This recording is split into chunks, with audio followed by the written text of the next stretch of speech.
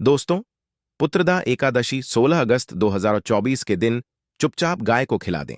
यह एक छोटी सी चीज, उससे पहले दोस्तों जान लेते हैं पुत्रदा एकादशी के बारे में। हर महीने एकादशी का पर्व आता है, लेकिन सावन महीने में आने वाली पुत्रदा एकादशी सबसे ज्यादा महत्वपूर्ण होती है। आइए जानते हैं, साल 2024 में कामिका एकादशी कब है दोस्तों। पुत्रदा एकादशी तिथि भगवान विष्णु को समर्पित है। माना जाता है इस दिन भगवान विष्णु का व्रत करने से और उनकी पूजा करने से सभी पापों का नाश हो जाता है और मोक्ष की प्राप्ति होती है। आइए जानते हैं इस साल पुत्रदा एकादशी 2024 की डेट, पूजा और क्यों। पुत्रदा एकादशी समस्त पापों से मुक्ति दिलाने वाली एकादश यों में से एक मानी जाती है। ऐसी मान्यता है कि इस व्रत को करने से पापों का अंत होता है। इतना ही नहीं, व्यक्ति को कई तरह के रोग, दोष और आर्थिक समस्याओं से भी छुटकारा मिलता है और अक्षय पुण्य की प्राप्ति होती है। वह ने श्री कृष्ण के मार्गदर्शन में इस व्रत को करके महाभारत युद्ध में विजय प्राप्त की थी। दोस्तों, पुत्रदा एकादशी के दिन स्वर्ग का दरवाजा खुल जाता है, इसलिए इस दिन किया गया दान पुण्य अन्य दिनों में किए गए दान पुण्य से अधिक फलदायी होता है। वास्तव में 16 अगस्त पुत्रदा एकादशी के दिन अगर आप यह उपाय कर लेते हो तो यकीनन आप पर मां लक्ष्मी की कृपा होगी और आप धनवान बन जाओगे। आप धनवान न बने तो मुझे बताना दोस्तों, बस जो उपाय आपको बताया जाए वह उपाय कर लेना। चलिए जानते हैं, एकादशी के दिन चुपचाप गाय को खिला दें। यह एक छोटी सी चीज, रोडपति भी होंगे, करोड़पति मिलेंगे, सभी संकट और कष्टों से मुक्ति, मृत्यु दंड पितृदोष तुरंत होगा खत्म, पूरे साल आपके भरे रहेंगे, अन्न धन के भंडार यूं कहें कि आपकी 7 पुश्ते तक करेंगे, रुपयों पैसों पर राज्य। दोस्तों, 7 पीढ़ियों तक बैंक बैलेंस बढ़ता चला जाएगा। सभी भी दुख दर्द संकट कष्ट है वह दूर हो जाएंगे और सभी सुख आपके कदमों में आ जाएंगे। सभी सुख आपके कदम चूमेगी। यदि आप यह एक छोटी और खास चीज चुपचाप गाय को खिला देते हैं तो तत्काल गरीबी आपके जीवन से खत्म हो जाएगी। यूं कहे व्यक्ति रंग से राजा बन जाता है और 33 कोटि देवी देवताओं को धारण करने वाली गौ माता की भी कृपा व्यक्ति पर आजीवन बरसती है। व्यक्ति के घर में कभी भी अनंत धन वस्त्र कमी नहीं होती है। धन के भंडार व्यक्ति के घर में भरे रहते हैं। व्यक्ति के जीवन से तत्काल गरीबी खत्म हो जाती है। तो दोस्तों, कौन कौन से वे गाय से जुड़े खास और महत्वपूर्ण उपाय हैं जिन्हें यदि आप एकादशी के दिन कर लेते हैं तो दोस्तों यकीन मानिए आपके घर में अन्न धन के भंडार सदैव भरे रहेंगे। जो भी जीवन के दुख दर्द संकट कष्ट है वह सभी दूर हो जाएंगे। इस वीडियो में हम आपको उसी एक खास और महत्वपूर्ण चीज के बारे में बताएंगे, क्योंकि आपको एकादशी के दिन गाय को जरूर खिलानी है। तो दोस्तों, अपने फायदे के लिए पूरा वीडियो देखना।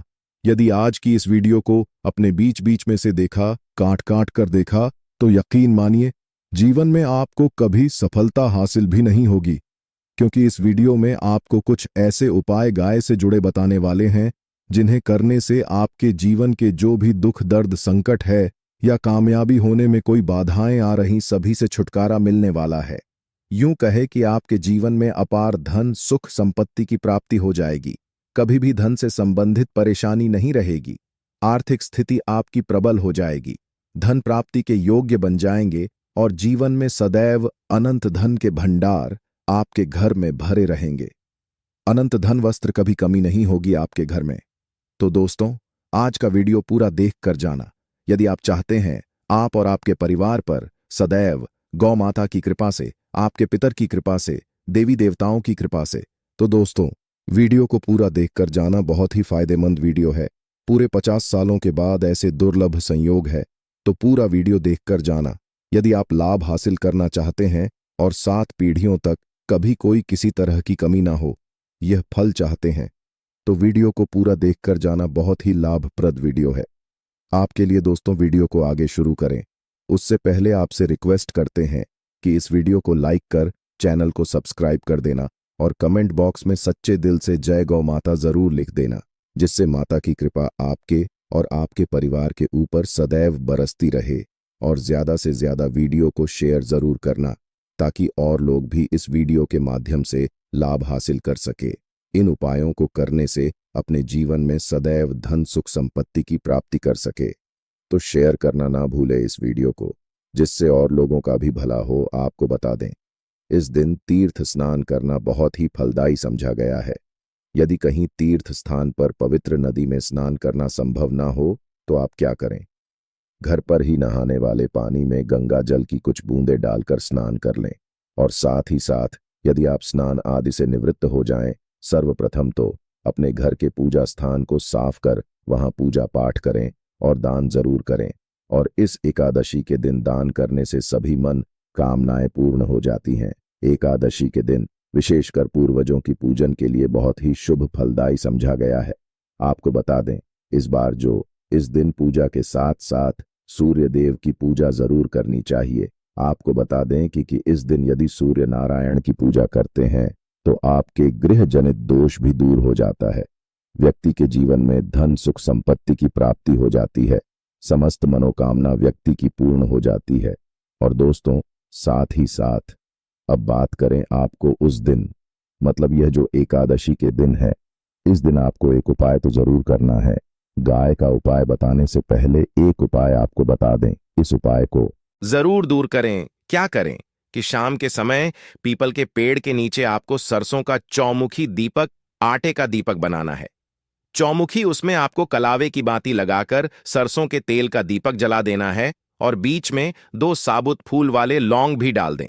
फिर देखिए कैसे चमत्कार आपके जीवन में होता है।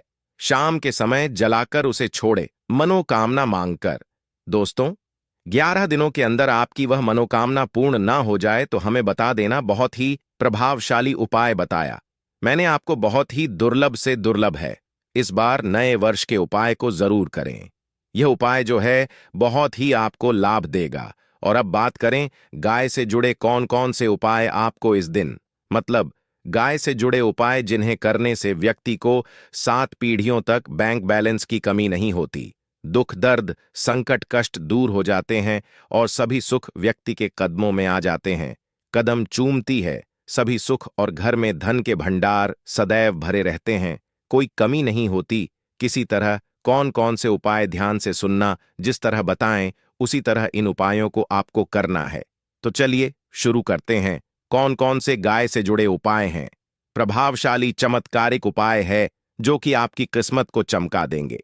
एकादशी से आपको लाभ शुरू करते हैं। दोस्तों, सनातन परंपरा में गाय, गंगा और गायत्री का बहुत ज्यादा धार्मिक महत्व है। मान्यता है कि गौ माता के शरीर पर 3 कोटि देवी देवताओं का वास होता है। गौ माता की पूजा करने वाले जातक पर इन सभी देवी देवताओं की कृपा बरसती है। गौ सेवा से न सिर्फ इस जन्म के बल्कि पूर्व के भी दोष दूर हो जाते हैं। गाय से हासिल पंचगव्य का उपयोग जरूर शामिल करें, क्योंकि पंचम गव्य के बिना कोई भी पूजा पाठ और हवन सफल नहीं होता। या दोस्तों, गौ कृपा पाने के लिए प्रतिदिन सप्ताह अथवा महीने में परिवार समेत एक बार गौशाला जाने का नियम जरूर बनाएं और वहां गायों को हरा चारा जरूर खिलाएं। इससे आपको शुभ फलों की प्राप्ति होगी। और साथ ही साथ गौ सेवा और गौ पूजा से 9 ग्रह शांत हो जाते हैं और इनसे जुड़े दोषों का निदान हो जाता है। गर्मियों में गौ माता को पानी पिलाएं और सर्दी में गौ माता को गुड़ जरूर खिलाएं। ध्यान रखें कि गर्मियों में गाय को गुधिया। अनेक देवी देवता को अपने ने शरीर पर धारण करने वाली गौ माता से जुड़े कई शुभ और अशुभ संकेत भी होते हैं। मसलन गाय का दूध धोते समय यदि गाय ठोकर मार दे और सारा दूध बिखर जाए तो अब शगुन होता है। यदि कोई यात्रा पर निकल रहा हो और गाय अपने बछड़े को दूध पिलाती सामने आ जाए तो निश्चित रूप से जिस यात्रा के लिए आप निकले हैं वह यात्रा आप जरूर ही सफल होगी और वह जिसके लिए आप निकले हैं वह जरूर ही पूर्ण होगा। यात्रा पर जाते समय बाईं ओर गाय की आवाज आना और रात्रि में गाय की होख करना भी शुभ होता है। दोस्तों, साथ ही करना भी शुभ होता है। दोस्तों, साथ ही साथ गाय के साथ आप भूल कर भी दुराचार ना करें, अन्यथा मिलता है घोर पाप और जीवन भर की परेशानियां बनी रहती हैं। जी हां दोस्तों, गाय को राष्ट्रीय पशु बनाए जाने और इन्हें मौलिक अधिकार दिए जाने की बात हो रही है। तो सवाल उठता है, गाय संस्कृति का अहम हिस्सा है, तब भी गाय के साथ लोग खराब व्यवहार कैसे कर लेते हैं? गाय दर दर भटकती रहती है, भरपेट इन्हें चारा तक लोग नहीं देते। गाय जब तक दूध देती रहती है तो उनकी सेवा होती है और जैसे ही दूध देना बंद कर देती है तो लोग इन्हें उनकी किस्मत पर छोड़ देते हैं, सड़कों पर और गलियों में भटकने के लिए। ऐसे में गोवंश जीवों को कोई डंडे मारता है तो कोई पानी डाल देता है, कभी वाहनों की चपेट में आ जाती है तो कभी बीमार होकर बेचारी यह गाय दम तोड़ देती है। ऐसे में जरूरत है इन बातों को जानने की, गाय को लेकर शास्त्रों में क्या कहा गया है, गाय के साथ आपको कैसा व्यवहार करना चाहिए। दोस्तों, गाय को कभी भी मारना पीटना नहीं चाहिए। शास्त्रों में गाय को माता का दर्जा दिया गया है। गाय को मारने वाला माता को मारने पीटने वाले के समान पाप का भागीदार समझा जाता है। नरक लोक में वर्षों तक कष्ट भोगना पड़ता है। अगले जन्म पशु योनि में मिलता है। कथा है कि गौतम मुनि ने गलती से गाय को डा मार दिया था, जिससे गाय की मृत्यु हो गई थी और इस पाप से मुक्ति के लिए इन्हें वर्षों तक तपस्या करनी पड़ी। भगवान श्री कृष्ण जी ने बैल स्वरूप में आए वृद्धाश्रम का वध कर दिया था, जिससे मुक्ति के लिए भगवान श्री कृष्ण को संपूर्ण तीर्थों को एक कुंड में बुलाना पड़ा और इस कुंड में स्नान से वह पाप मुक्त हो गए थे। दोस्तों, साथ ही साथ पानी पी रही गाय को भगाते हैं।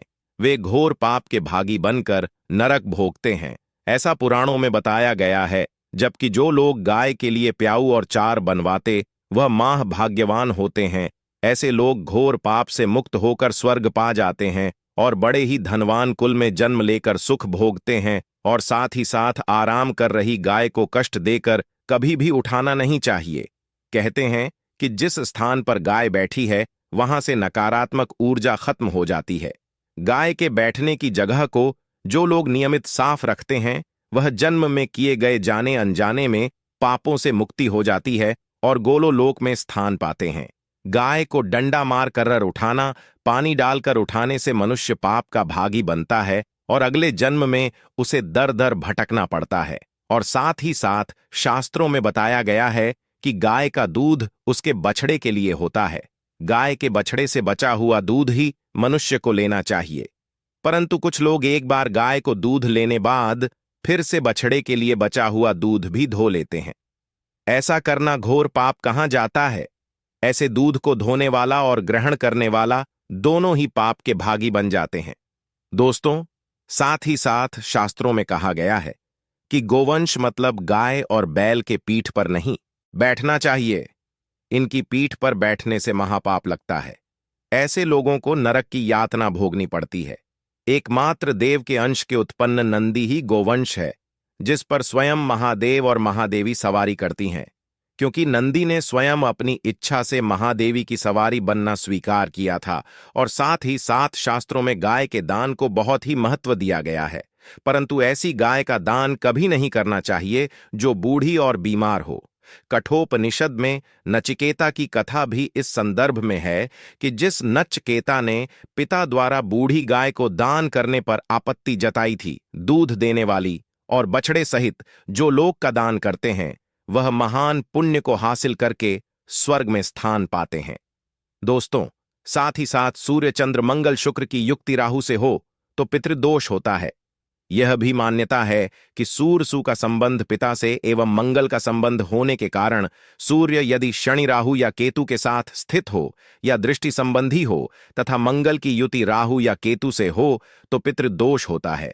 इस दोष से जीवन संघर्षम बन जाता है। यदि पितृदोष हो तो गाय को प्रतिदिन या किसी भी एकादशी को या किसी पूर्णिमा के दिन अमावस्या या किसी भी खास दिन पर रोटी गुड़ चारा खिलाने से पितृदोष खत्म जाता है। साथ ही साथ गाय की पीठ पर जो कूबड़ बना होता है वह बृहस्पति गुरु है। अतः जन्मपत्री में यदि बृहस्पति अपनी नीच राशि मकर में हो या अशुभ शिवलिंग में जा रहे हों और सामने से गौ माता आती हुई दिखाई दे तो गौ माता को अपनी दाहिनी ओर से जाने देना चाहिए। आपकी यात्रा जरूर ही सफल होगी। और जिस घर में गाय होती है उसमें वास्तु दोष स्वतः ही खत्म हो जाता है। और साथ ही साथ आपको बता दें कि गाय को आप भी रोटी बनाएं, प्रतिदिन ताज़ी रोटी ही बनाएं। गाय को अगर आपने रोटी बनाई है तो कोशिश करें कि उस रोटी को आप तुरंत ही गाय को दे दें। अगर आप उस रोटी को रख दें और उस रोटी को अगले दिन देंगे तो वह रोटी बांसी मानी जाएगी। गाय को कभी भी बांसी रोटी ना दें, इससे घर में नकारात्मक ऊर्जा वास करती है और जो भी काम आपके बनने वाले होंगे वह काम भी आपके बिल्कुल भी नहीं बनेंगे। इससे आपके घर में हमेशा दर्द देवता का वास रहेगा और आप जिस भी काम को करेंगे उस काम में आपको हमेशा असफलता ही हाथ लगेगी। इसीलिए कोशिश करें गाय को रोजाना ताजी रोटी बनाकर खिलाएं और रोटी को बिल्कुल ना रखें। बासी रोटी गाय को ना दें और साथ ही साथ सड़ी गली चीजें गाय को नहीं खिलानी चाहिए। घर में कोई फल है, कोई सब्जी है, सड़ जाए तो लोग क्या करते हैं, गाय को देते हैं। नहीं, ऐसा नहीं करना चाहिए। ऐसा करने से यदि आप गाय को खिलाते हैं तो आप पाप के भागी बन जाते हैं। आप बिल्कुल सड़ी गली चीजें गाय को ना खिलाएं और साथ ही साथ एकादशी पर आटे की 11 लोहियां बनाकर उनके ऊपर हल्दी लगाएं। इसके बाद गाय को खिलाएं। हर एक लोही को खिलाते समय गाय के सिंघवाल आपके जीवन में खुशियां ही खुशियां होंगी। और एक बार एकादशी पर आप 7 बार गाय की परिक्रमा भी कर लें तो आपके समस्त काम होंगे। और एकादशी पर साथ ही साथ आप गाय को जब भी रोटी दे, रोटी पर या तो आप थोड़ी हल्दी लगा लें या थोड़ा गुड़ रख लें। अगर गुड़ ना हो तो आप थोड़ा घी रख सकते हैं। दोस्तों, गाय को कभी भी सूखी रोटी ना खिलाएं। सूखी का मतलब गाय को रोटी खिलाए, उस पर कुछ ना कुछ रखकर खिलाएं। हल्दी रख लें, गुड़ रख लें, मिश्री घी या जो भी रख लें, मतलब खाली नहीं खिलानी है। इतना करने मात्र से आपके जीवन के सभी दुख दर्द समाप्त हो जाए। दोस्तों, यह थे गाय से जुड़े कुछ महत्वपूर्ण उपाय, कुछ बातें जिन्हें आपको ध्यान में जरूर रखना है। दोस्तों, चैनल को सब्सक्राइब करना बिल्कुल भी नहीं भूलना। कृपया आप चैनल को सब्सक्राइब जरूर करें। आप सभी का धन्यवाद।